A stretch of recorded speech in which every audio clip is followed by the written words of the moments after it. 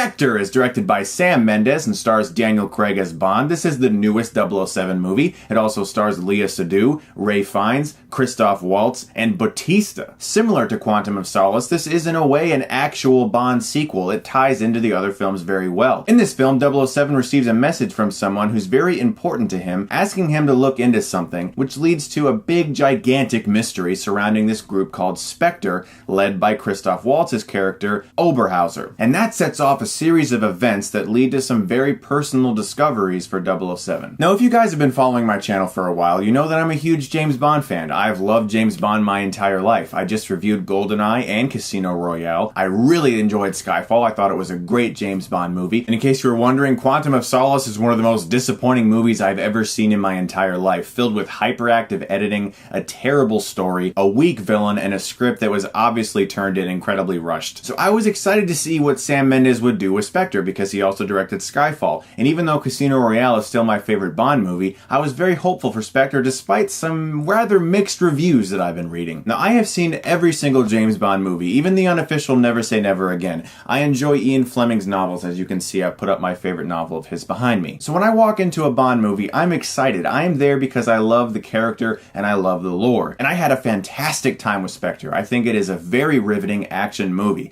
It's a great adventure. It has tons of terrific set pieces, more action than Skyfall. Now, I know some people were disappointed in Skyfall's more somber, grim elements. If that was the case for you, you might actually find yourself enjoying Spectre more because it's a considerably more action-driven spectacle. Daniel Craig is once again great as the character. Q returns and is fantastic. Ray Fiennes, Naomie Harris all give very good performances. And Bautista in this film is sort of like the big guy in the Indiana Jones movies. Do you know what I mean? In every Indiana Jones film, there's always this big, humongous guy he has to fight. Whether it's the plane fight in Raiders of the Lost Ark, the big thuggy guard in Temple of Doom, Vogel in Last Crusade, or the big Russian guy in Kingdom of the Crystal Skull. There's always this huge guy that challenges Indiana Jones to a fight. And Bautista is basically that guy for Bond in this movie. He shows up every once in a while, he does something incredibly badass, and he's very good at it. The dialogue for his character, very minimal. There's not much going on there. He's basically just a big, huge badass, and he works very well as that in this movie, and it leads to a great fight scene on a train. One of my favorite Bond fight scenes I've seen. What halts Spectre from being a great James Bond film are some issues with its script and the way it approaches some of its villainous characters. There's a subplot in this movie involving a guy named C, who feels that the 00 program is extinct. He wants to take over MI6 with technology. He feels that that's the future. This entire subplot screeched the brakes on this movie for me every single time it was brought up. I was really invested in Bond's adventure. It was a personal journey. He was learning a little bit more about himself. But then every time it cut back to MI6 and this guy just sitting behind a desk wanting to take over MI6 with technology and surveillance rather than agents in the field, it was a very dull subplot. There wasn't much weight to it. And the reason it didn't work for me is because you feel as if the script needs it. It's integral to the plot. So the film has to keep cutting back to it because the script needs it to be there for certain things to work. And so they come off as scenes that the film needs, but doesn't actually need. Now, as I said, my biggest issue with this movie is how the script handles its villains. So let's talk about Oberhauser, played by Christoph Waltz.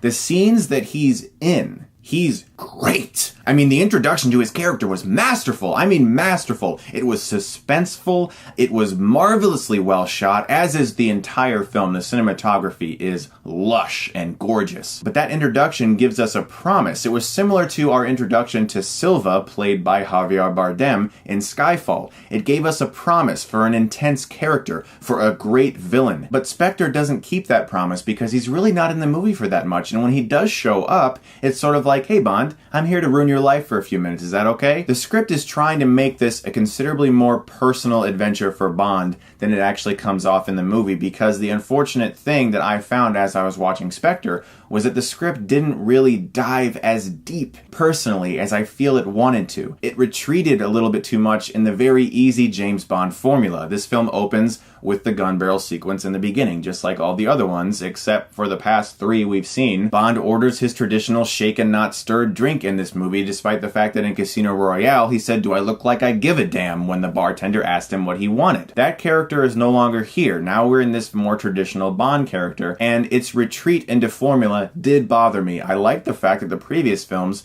went away from the formula and tried to do something different. With Spectre, Sam Mendes seems a little bit too much in love with the classic Bond and wanting to bring those elements back. What I liked so much about movies like Casino Royale was that it took some of those elements away to make a more compelling story while still making Ian Fleming's character of James Bond the best he'd ever been. So my issues with the movie are entirely in the script, 100% in the script. This is a beautifully directed movie with incredible action scenes that are well helmed, well acted. The stunts are great. There is not a single problem I have with this movie technically. It is a technically efficient movie, an extremely fun James Bond movie, and a really good James Bond movie. My issues are 100% with the script and how it treats some of its characters, particularly the villains, and the fact that it doesn't really delve as deep into their personal problems as I think it wants to, and that it retreats into 007 formula a little too much. So really, I think those issues could have been solved with just one more rewrite.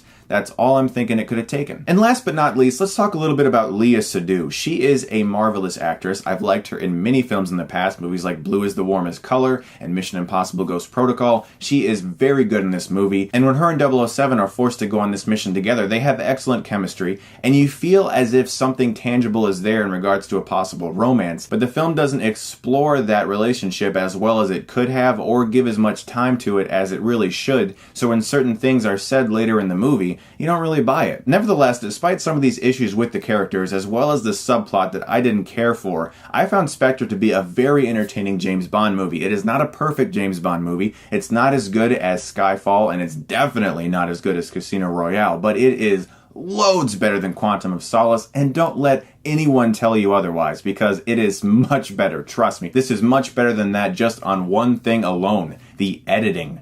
Just the editing alone makes this movie better than Quantum of Solace. I'm going to give Spectre a B+.